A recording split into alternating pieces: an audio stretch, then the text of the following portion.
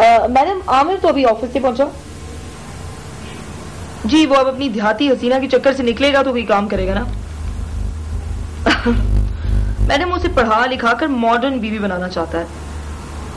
अब आप उससे पूछें, अगर उसे पढ़ी लिखी बीवी का शौक था तो उसने एक देहाती लड़की की जिंदगी क्यों खराब की? गांव में वो कम से कम खुश तो रह सकती थी ना। Sorry madam, I am sorry. मेरे कहने का मतलब ये नहीं था।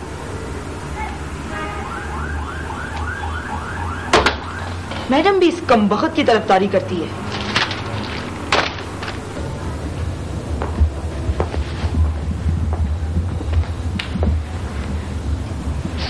रेशम, क्या हुआ? कुछ नहीं। तो फिर रो क्यों रही हो? मुझे पढ़ना लिखना क्यों नहीं आता? कितनी सी बात है, तो इसमें रोने की क्या बात है? साहब जी, मैंने बहुत कोशिश करके देखी है, मुझे तो कलम भी नहीं पकड़ना आता। रेशम, मैंने अपने इदारे की हेड से बात की है। वो कहती हैं कि अगर तुम अपने दिल से पढ़ाई का खौफ निकाल दो ना तो तुम्हें पढ़ना लिखना आ जाएगा। साहब जी, अगर मेरा इतना ही पढ़ना लिखना जरूरी था तो मुझसे शादी क्यों की? मुझे क्यों गांव से लाके बिठाया? शहर से कर लेते ना। रेशम,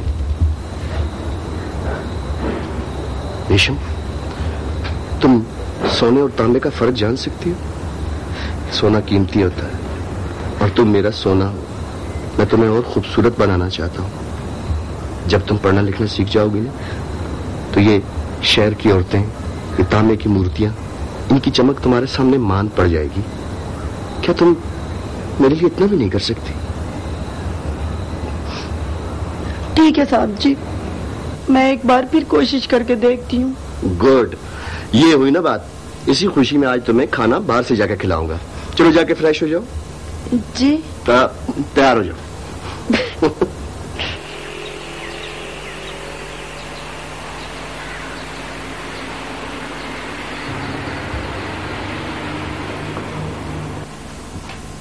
क्या बात है दानिश्वर, किसी गहरी सोच में लगते हो? तुम खुद तो कुछ सोच सकती नहीं हो, इसीलिए तुम्हें दूसरे सोचते हुए लोग भी अच्छे नहीं लगते। साफ क्यों नहीं कहते हो कि अपनी परेशानियां मुझसे छुपाने की कोशिश कर रहे हो?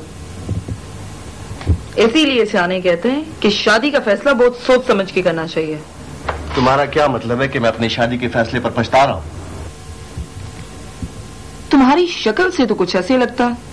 अनिला, तुम्हारे अंदाजे कभी भी दुरुस्त साबित नहीं होते। रेशम से शादी का फैसला मैंने बहुत सोच समझ कर किया था। मैं रेशम से बेहतर बीवी का तस्वर नहीं कर सकता और ना ही मुझे उससे कोई शिकायत है। मेरा प्रॉब्लम सिर्फ इतना से अनिला कि उसे पढ़ना लिखना नहीं आ रहा। फिर तुम कैसे कहते हो कि मेरे अंदाजे दुरुस्त नहीं होते? मैंने तुम्हें पहले दिन ही कह दिया था कि wild bird is never learn. Anila please, please Anila, आइंदा मेरी बीवी के बारे में ऐसे लफ्ज इस्तेमाल न करना, वरना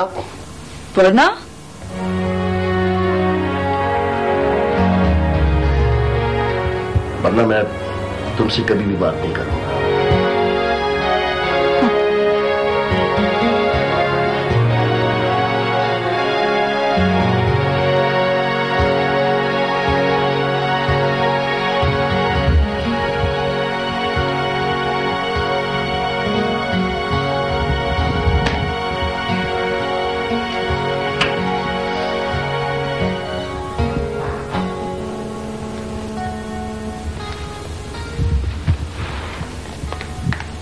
दिखाओ क्या लिखा है?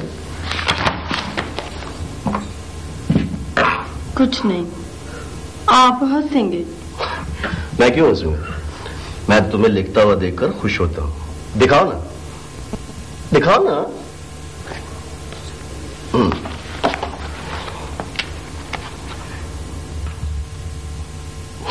अरे, जब तुमने कुछ लिखा ही नहीं तो शर्मा क्यों रही हो? साहब जी, मुझे तो एक लफ्ज भी नहीं लिखना आता। देखो रेशम, मैं ये चाहता हूं कि कम से कम तुम इतना पढ़ लो कि अपने दस्तखत ही कर सको। या मेरा नाम ही लिखना सीख लो।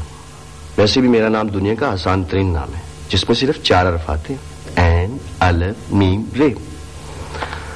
अब अगर तुम इतना सा काम भी नहीं कर सकती तो बड़े अफसोस की बात है। साहब जी, मैंने बहुत कोशिश की है, मुझसे नहीं लिखा पढ़ा जाता। वैसे भी मैं अगर लिखना पढ़ना सीख भी जाती हूँ तो उससे क्या होगा? पानी के एक कतरे से जमीन तो नहीं भीगती ना। नहीं रेशम, यहाँ तुम गलत सोच रही हो। बारिश एक एक कतरा होकर जमीन पर बरसती है और फिर इस एक एक कतरे का सैलाब धरती से संभाला नहीं जाता।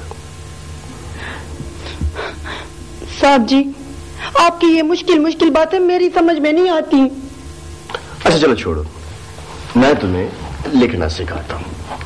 पेंसिल पकड़ो, लिखो। एन, अलिफ, मीम, रे, आमिर। ये हुई ना बात?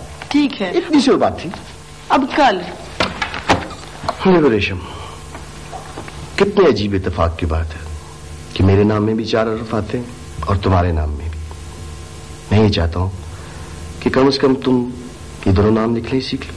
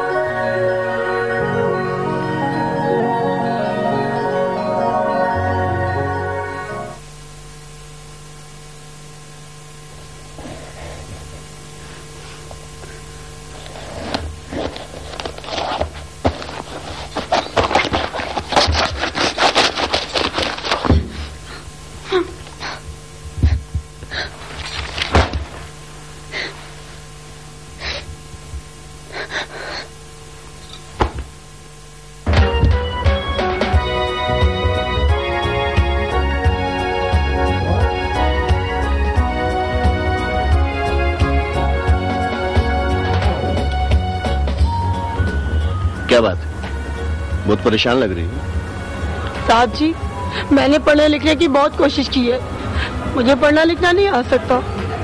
अब तो मेरा पढ़ने लिखने से दिल भी घबराने लग गया।